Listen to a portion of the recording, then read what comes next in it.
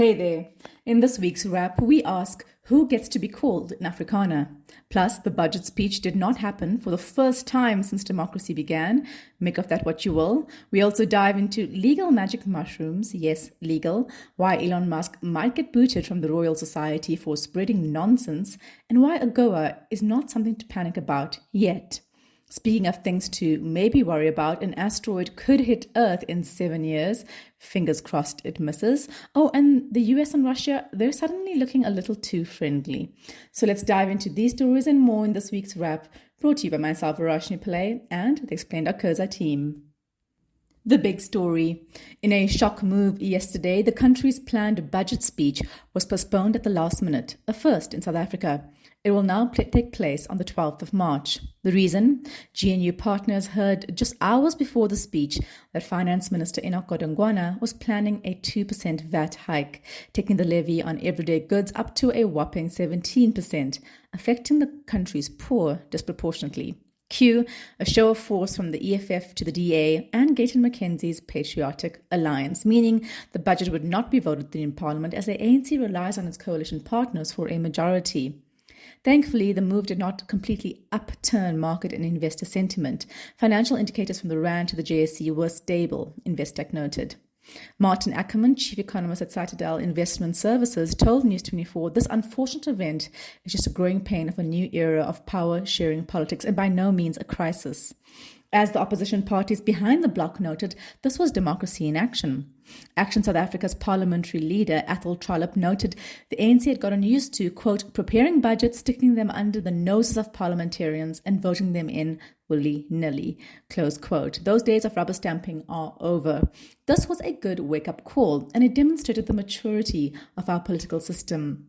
As McKenzie said, if the ANC controlled us as the GNU partners, we would have just passed the budget.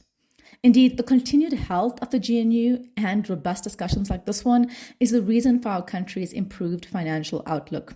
In its latest review of South Africa, S&P upgraded our credit outlook to positive thanks to the peaceful national elections last year and the formation of the GNU, Investec reported. You'll remember the various credit rating downgrades that happened in the state capture years, putting us eventually in junk status. This increased our cost of borrowing, leaving us in the current crisis where our national debt is completely out of control.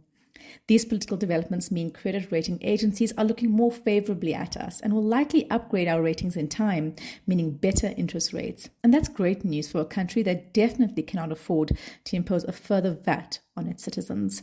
Read our full budget explainer ahead of Budget 2025 on our website. On the lighter side, here are some stories that got social media talking. From Gayton McKenzie's unexpected link-up to Musk's latest fumble, here's what got people buzzing on social media this week. First up, Emo Phillips tweeted, I can't wait to see the expression on the asteroid's face when it gets here and finds there are no more dinosaurs. Just days after scientists flagged asteroid 2024 YR4 as the most likely space rock to give Earth a nasty surprise, NASA has dramatically lowered the impact risk. The latest calculations show a 98.5% chance that this asteroid will miss us entirely on the 22nd of December 2032 when it's due to hit. Earlier this week, the asteroid had the highest risk rating ever recorded, with a 3.1% chance of impact, enough to trigger a few bunker-buying thoughts. If it had hit, it could have flattened a city with Bogota, Lagos, and Mumbai in the possible blast zone. And now, with a new orbital data, the odds have dropped to just 1 in 67. While it still technically tops NASA's risk list, scientists expect the probability to shrink further as they gather more observations. So for now, you can put away that doomsday prep list, probably. In local news, if you had Gayton McKenzie linking up with AfriForum on your 2025 bingo card, congratulations, you're a prophet. Send us Powerball numbers. South Africans, on the other hand, were shook when a picture showed the Sports, Arts and Culture Minister, who is also the leader of the Patriotic Alliance, cozying it up with AfriForum CEO Carly Creel. Just when you thought things could not get weirder, McKenzie also reportedly expressed admiration for Donald Trump during their meeting. But this is no big surprise, considering the PA's stance on immigration, with them consistently calling for foreign nationals to leave South Africa. And finally, in social media news, one of Elon Musk's child soldiers, or rather minions, fired thousands of federal employees, including those at the nuclear Security Administration, the NNSA. They're the people in charge of nuclear warheads, and they're now trying to rehire them. There's just one little problem with that. Musk has allegedly deleted and lost their email addresses and has no idea how to reach out to them. You cannot make this stuff up. Onto your brief. South Africa's place in the African Growth and Opportunity Act, AGOA, which allows us to export goods to the US duty-free, has long been on shaky ground, with Trump leading the Republicans' misinformed attack against South Africa. Fresh developments on Tuesday saw 4 Republican congressmen send a letter to Trump demanding we be kicked out of AGOA, saying we're too cozy with Beijing and hostile towards Israel. The agreement is up for renewal in September this year. AGOA allows 32 African countries, including South Africa, to export goods to the US without tariffs, making our products cheaper and more competitive. Our biggest US exports are cars, metals, minerals, and fruit. But here's the kicker. In 2022, avoided tariffs under AGOA were less than 1% of South Africa's total exports to the US, according to sustainable development researcher Nick Headley. So AGOA is not make or break, though industries like our already struggling automotive manufacturing would feel the sting. Neighboring Botswana, Lesotho, and Zambia, who are also part of AGOA and rely on South African ports for trade, could also face higher costs if South Africa is punished. So, should we be worried? Trump is threatening practically everyone, including Mexico and Canada, with tariffs, so we're not alone. He hopes higher tariffs will persuade Americans buying from abroad to support local instead, or force foreign manufacturers to move to the US to avoid tariffs, therefore improving jobs for the US economy. However, as The Economist has noted, tariffs have not worked out that way for him previously. It's the US economy that takes a knock. Buyers from the US may also still choose to buy our goods and pay the penalty. And we're not wholly reliant on the US. As Trump withdraws into an isolationist America, the country's competitors like China are stepping up to fill the void. There's China's Forum on China-Africa Corporation, which offers the continent investment, infrastructure, and trade deals with fewer strings attached. South Africa has already been strengthening ties with China, Russia, and BRICS, but relying too much on one partner comes with risks. The real priority? Fixing our economy, stabilizing energy and infrastructure, and diversifying trade. Read our full story on this on our website. In sad news, South Africa and the world are mourning the loss of Mohsin Hendricks, the trailblazing imam who fearlessly advocated for LGBTQI Muslims. Hendricks, widely recognized as the world's first openly gay imam, was gunned down in what appears to be a targeted hit in Gqeberha on Saturday. His death has sparked shock, grief, and growing fears about targeted violence against LGBTQI figures. Hendricks was a man who pushed boundaries. The 57-year-old came out as gay in 1996 and dedicated his life to helping queer Muslims reconcile their faith and identity. He founded the Inner Circle and later the Al Gqeberha Foundation, creating safe spaces for those marginalized within their religious communities. His work, though inspiring to many, made him a pariah among traditional Islamic institutions. He was in Gqeberha to officiate interfaith heterosexual marriages when he was ambushed. CCTV footage shows a vehicle blocking his car before a hooded gunman fired multiple shots through the window. The brazen attack in broad daylight has left many questioning the motive. Was this a hate crime, a professional hit, or something else entirely? Authorities are investigating, but no arrests have been made yet. While many religious leaders condemn the killing, some refuse to acknowledge him as an imam, referring to him only as Mr. Hendricks. Social media has been a battleground of grief and vitriol, with some celebrating his death, a disturbing reminder of the deep-rooted homophobia that still exists in part of society, despite South Africa being the first country in Africa to legally recognize LGBTQ marriage in 2006. But Hendricks supporters are determined to carry on his legacy. Reverend Tony Kruger Ayebazibwe, an openly gay Christian cleric, called his loss massive, adding that queer Muslims worldwide are heartbroken. Dr. Fatima Essop, senior lecturer in Islamic studies at the University of the Western Cape, condemned the online hate, stating that there is absolutely no justification, Islamic or otherwise, for this kind of violence. Hendricks' murder is a stark reminder that legal rights don't always translate into lived realities, but as his supporters have vowed, his work is far from over.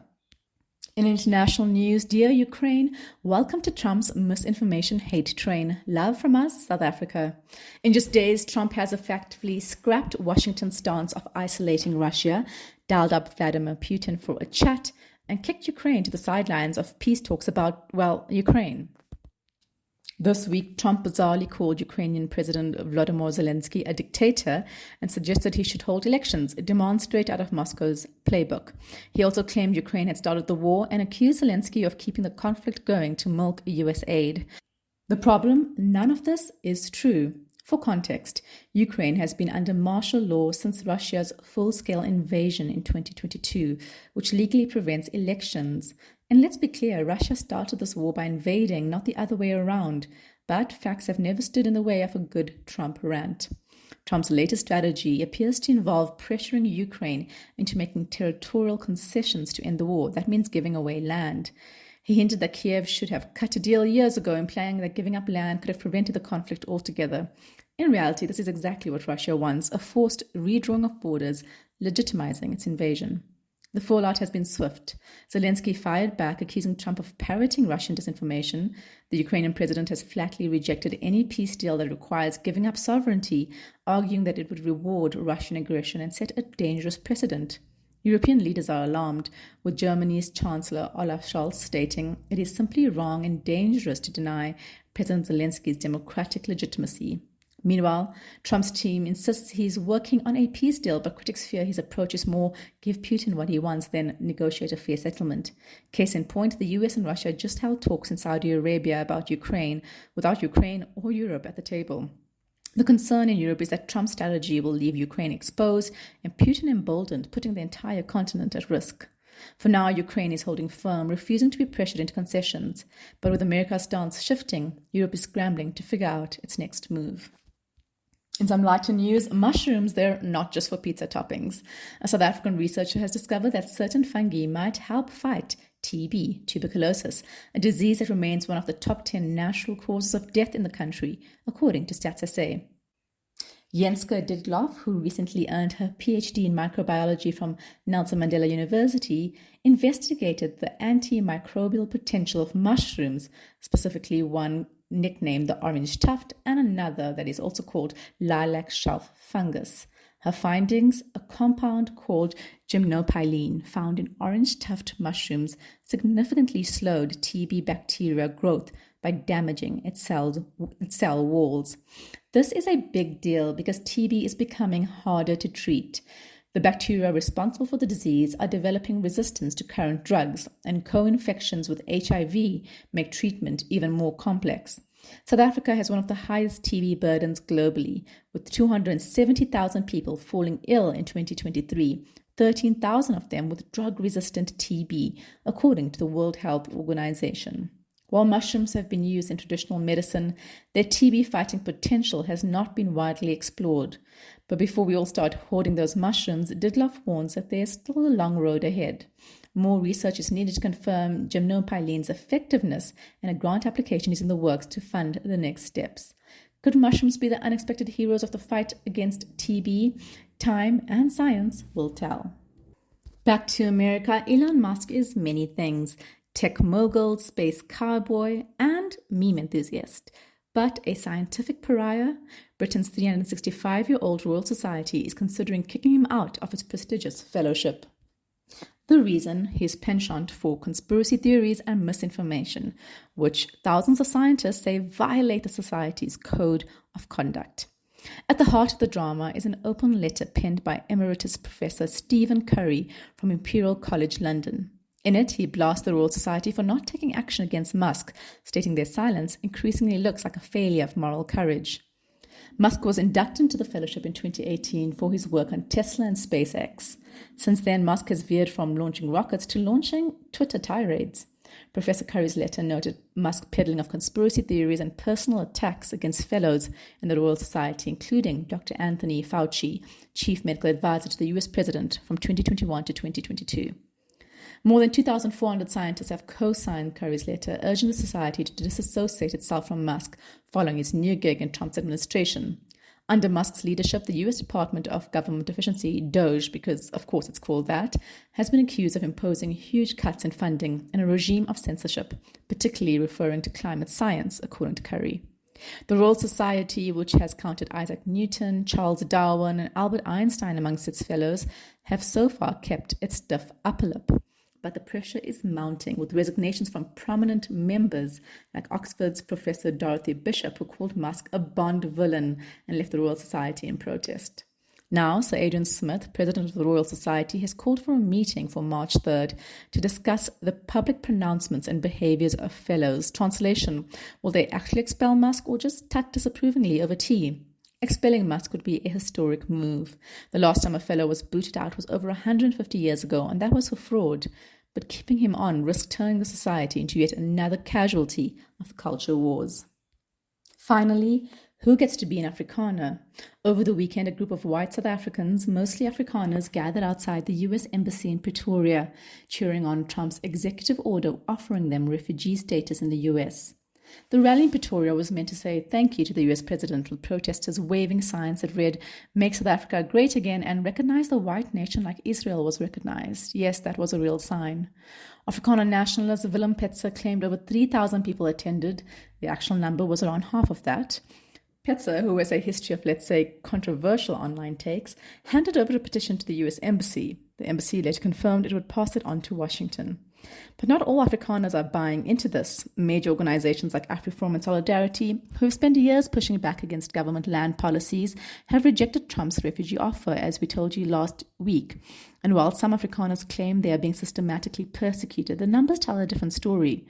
White South Africans, who make up less than 8% of the population, still own the majority of private farming land, 72% compared to 5% owned by black South Africans. They also enjoy far lower unemployment at just under 8%, while black South African unemployment sits at 37.6%, and have an outsized share of wealth and influence. That has not stopped some Afrikaners from pushing a victimhood narrative, arguing that they are being systematically erased. Others, like supporters of Solidarity and AfriForum, argue that while government policies may be flawed, running to Trump is not the answer. The whole saga has reignited a bigger question. What does it mean to be an Afrikaner today? In the years since apartheid ended, the community has evolved. Many have embraced a non-racial South Africa, while others, like Petzer's crowd, have doubled down on ethnic nationalism. But even among those who reject Petzer's brand of politics, there's an ongoing tug-of-war over identity. Is being an Afrikaner about culture, language, or race? Can black or coloured Afrikaans speakers be Afrikaners? And is the community willing to move forward in South Africa? Or is it stuck looking back? That's it from us at The Wrap, an award-winning product of Explained AGOA. Simple news summaries for busy people.